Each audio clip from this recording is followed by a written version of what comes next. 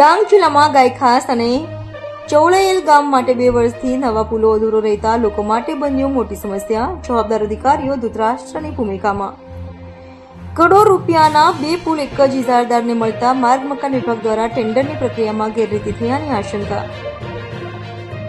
પ્રાપ્ત વિગત અનુસાર ડાંગ જિલ્લાના આહવા તાલુકામાં આવેલ બોરકલ ગામની ચૌળેલ જતા કરોડો રૂપિયાના ખર્ચે બની રહેલ 2 પુલનું કામ પૂર્ણ નહીં કરાતા લોકોમાં ભયનો માહોલ સર્જાઈ રહ્યો છે.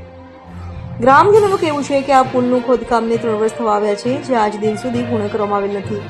જે જૂના કોઝવે હતા તે તોડીને કામચલાઉ પથ્થરો નાખી દેતા મોટા મોટા પથ્થરો નીકળી ગયા. તેમ છતાં કોન્ટ્રાક્ટરે રસ્તા પર માટી નાખવાની પણ તસ્દી લીધેલ નથી, જેથી ઇક્કરી બાઇક ચાલકો વારંવાર અકસ્માતનો ભોગ બનતા હોય છે.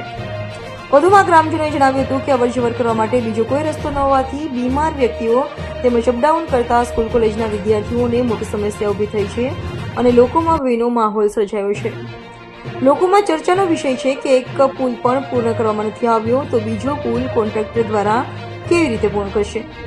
ચોમાસું બેસતા પહેલા પૂર્ણ કરશે કેવી રીતે? કેમ કે ગયા ચોમાસામાં પશુપાલકોના એકી સાથે 3 ઢોર અને 2 બકરા તોડેલા કોઝવે પરથી પસાર થતા પાણીના પ્રવાહમાં તણાઈ ગયા હતા. તેમજ એક યુવાને જીવ ગુમાવ્યો હતો, જેથી ગ્રામજનોમાં ભયનો માહોલ સર્જાયો છે. ગામના આગેવાનોનું કહેવું છે કે આ પુલનું કામ બીજી એજન્સીને સોંપવામાં આવે અને વહેલા કામ પૂર્ણ કરવામાં આવે એવું ગામ લોકોનું કહેવું છે.